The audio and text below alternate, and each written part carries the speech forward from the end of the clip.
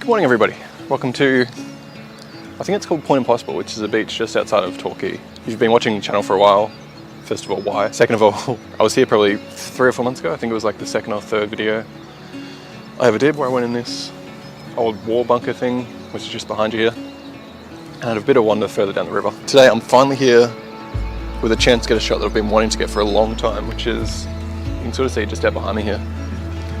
The little river that runs through here, every time I've been here, it's never actually been hitting the ocean where the waves are. So it's finally doing that. I think it's because it's low tide and all the water's being pushed out, or just has been pushed out. Yeah, the river's actually hitting the ocean.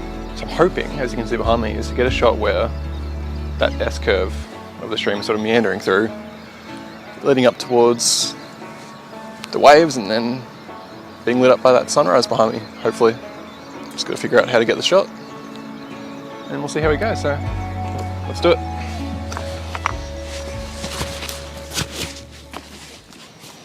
Every time I get out of my car to take photos, I'm like, I have this can of insect repellent in the boot. I'm always like, I should probably put that on. And I'm like, nah, it'll be fine. And then, just like right now, get absolutely thrashed by mosquitoes. So I'm not actually super sure how to frame up the shot I want today. So what I'm going to do is chuck on my wide angle and just sort of have a little bit of a muck around with a few different types of compositions to actually get it all in frame, just to get that river meandering through the frame. It's a good word, hey, meandering.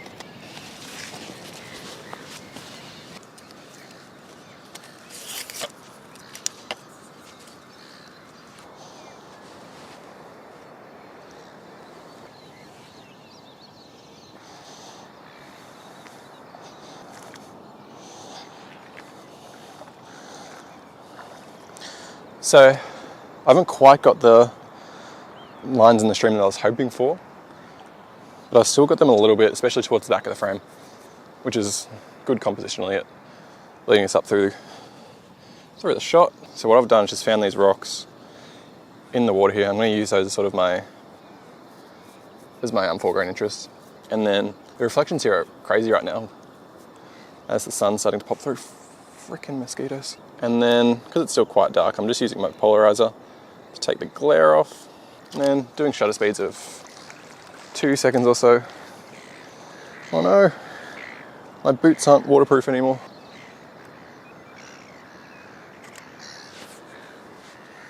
I quite like seagulls. They get a bad rap, but I think they're kind of cool. So the sun's probably a minute or so away from popping through, which it should happen just here. So I never really plan out my shoots too much.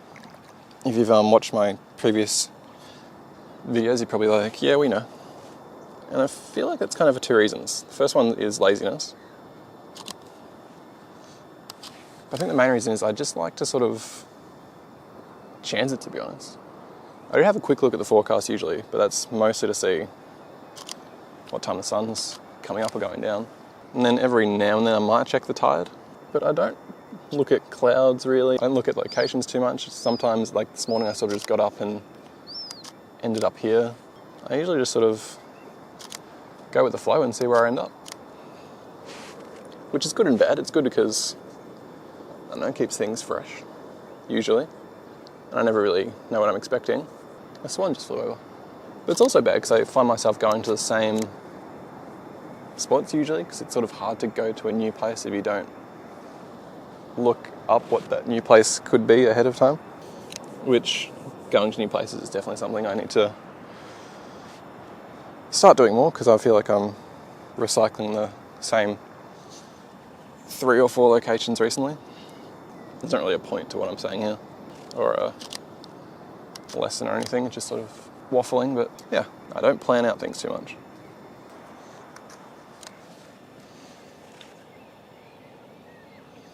That is way too dark, so I'm going to crank my ISO a little bit. Let's go ISO, I'll pump it up to 400, why not? don't be afraid to crank your ISO a bit when you need to.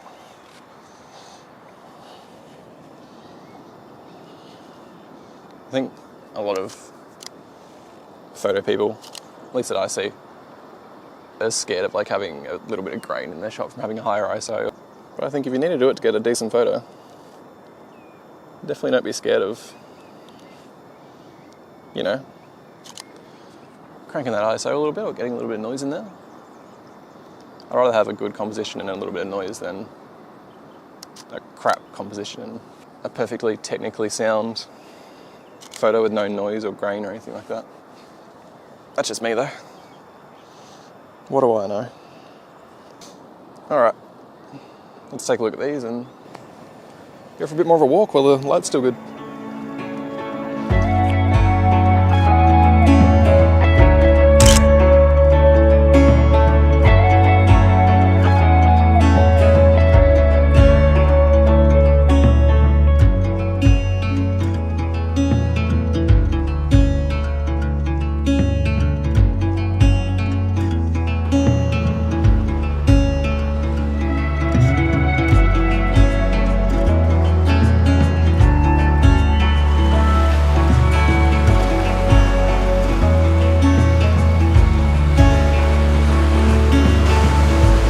I've actually been down here this far, so it's kind of cool.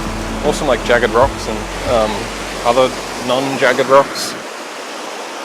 So I'm just going to use this little jagged rock and the point on it as sort of my foreground leading up. And I've got a few more rocks a little bit further out. And I'm just going to time my shutter right so I'm getting all the white water. As you can see, it's smashing against the rocks. Get that nice and vibrant and white. And then I've got a bit of glare from the sun coming in, which is sort of giving me a nice bit of golden light cascading across the scene. And there's still some texture happening up in the sky. So this might come out alright actually.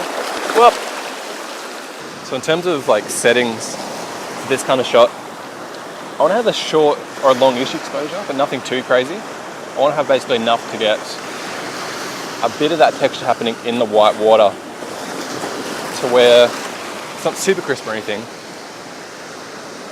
but it's also fast enough to capture it, but also long enough to make it really pop and stand out. So at the moment, for me, that's about 1/8 of a second, and I'm at f16 as well. While we're here, quick plug for my 2022 calendar. It's still available on my website, which will be linked in the description. If you'd like one, that would be awesome. I'll put a code up somewhere again on the screen to give you a few bucks off if you're a watcher of this video. Yeah, so it's basically photos from this year and last year all together in a 2022 calendar. And if you do get one, thanks so much. That's really awesome of you. That was the ad section of the video. Alright, a few more shots of this and then I'm done. I get too addicted when I'm doing this, because it's sort of everything's different every time I hit the shutter. So I find myself being like, oh, just a couple more. And then next thing you know, it's been 20 minutes. I'll wait for one more decent sized wave to hit. And then that should do us, I think.